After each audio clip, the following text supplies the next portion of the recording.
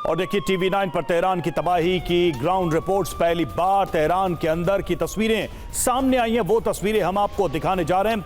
America Israel के हमले में तेहरान में जबरदस्त तबाही हुई है। बमबारी से तेहरान के कई इलाके में बड़ी बर्बादी हुई है और ये रिपोर्ट बता रही है कि कितनी भयावह तबाही तेहरान को देखने को मिल रही है।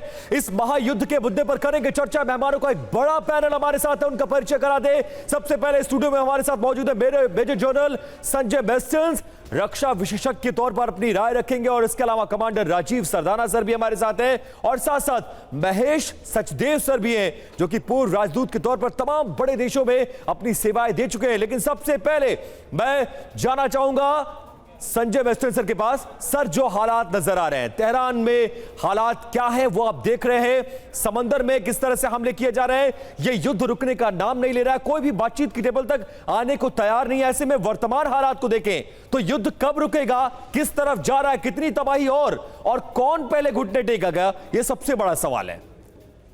देखिए, ये जो इसका सवाल आपने किया है, ये कब रुकेगा, किस ओर जा रहा है, इसको तो कोई भी अभी वर्णन नहीं कर सकता, ना कि वो सेंटकॉम कमांडर भी, क्योंकि युद्ध कई चीज़ों पे निर्भर होता है।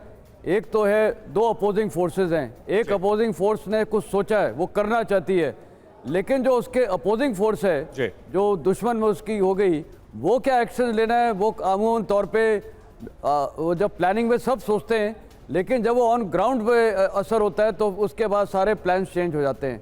तो कहने का मतलब है कि अमेरिका ने सोचा था ये सब जल्दी ख़त्म हो जाएगा और उनको पता था कि इनकी क्षमता कितनी अच्छी है ईरान की मिसाइल्स और ड्रोन्स की, उसके बावजूद ये लंबा खिंचता जा रहा है। और क्योंकि इनकी सबसे पावर ईरान की ये है कि इनके जो मिसाइल्स हैं, बैलिस्टिक और क्रूज मिसाइल्स, इनकी रेंज अच्छी है, 2500 किलोमीटर तक है, शॉर्ट रेंज भी है, मीडियम रेंज भी है, लेकिन इनको डिटेक्ट कर पाना थोड़ा बड़ा मुश्किल हो रहा है। और ये अपने दिए हुए टारगेट में थोड़े से मिसाइल इंटरसेप्ट हो जाते हैं, लेकिन कुछ जाके टारगेट को स्ट्राइक भी करते हैं, चाहे इजराइल हो या मिडिल ईस्ट में यूएस बेसिस हो। साथ ही अभी ये जो शाइन ड्रोन्स है, ये आपने देखा था कितनी इफेक्टिवली रशिया को जो दिए गए थे ईरान द्वारा, वो भी कितने इफेक्टिवली यूक्रेन के खिलाफ यूज़ किए थे। तो आज की टेक्नोलॉजी में यूक्रेन का मैं बोलूँगा, उनको अब थोड़ा एक्सपीरियंस होने के बाद कैसे ये ड्रोन्स को काउंटर एक्ट करना है या उसको डिस्ट्रॉय करना है, वो तो है। तो अभी अमेरिका के पास इतना वो टेक्नोलॉजी नहीं है कि ये सारे ड्रोन्स को टेक ऑन कर पाए, डिटेक्ट करे।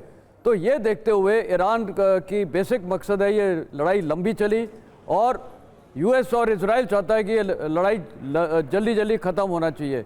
तो एक किस ओर जाना चाहिए? देखिए, एक पार्टी चाहती जल्दी ख़त्म हो, दूसरी पार्टी चाहती है, ईरान चाहता है कि लंबी चलती रहे। जितनी लंबी चलेगी उसके ऊपर प्रेशर आएगा अमेरिका के ऊपर, पूरे विश्व का, गल्फ कंट्रीज़ का आएगा, और ये जो इकोनॉमिक डाउनफॉल हो रहा है पूरी वर्ल्ड में, तो इसका ये वर्णन करना ये कब और किस डायरेक्शन में जा रही है बड़ा मुश्किल है। आपको पता है फिर कुर्दिस्तान के इलाके में अमेरिका क्या चाह रहा है कि वहाँ रिबेलियन हो जाए। तो ये सारा देखते हुए मेरे को लग रहा है अभी इतनी सिचुएशन वोलाटाइल है, अनसर्टेन है, अनप्रिडिक्टेबल है, हर 24 घंटे में नया अपडेट होता है। और कोई ऐसी चीज़ खतरनाक हो जाए, मान लिए ये जैसे अभी ये शिप ही डूबी है इंडियन ओशन में ईरान की, या कहीं पर भी कुछ ऐसी चीज हो जाए जो बिल्कुल सर संभावित नहीं हुई थी, जो बात आपने कही टर्न हो जाएगा कि वोलाटाइल और अनप्रेडिक्टेबल सिचुएशन है, वही स्थिति है शायद। और इस वक्त कोशिश ट्रंप की यही रही कि युद्ध जल्दी खत्म हो, लेकिन हम सब जानते हैं कि ये लड़ाई जिस तरह से चल रही है, इसकी संभावना भी मुश्किल ही लग रही है। और देखिए, सूत्रों के मुताबिक लॉन्च पैड के बिना लॉन्च कर रहा है ईरान मिसाइलें, और जमीन से नीचे से ईरान मिसाइलें दाग रहा है। शहरों की ओर मिसाइलों से बमबारी की जा रही है ईरान की तरफ से। तो ईरान की तैयारी कितनी है इस जंग को लेकर, इससे भी पता चल रहा है। और मिसाइल की ताकत इस वक्त ईरान की क्या है, यह भी दुनिया देख रही है।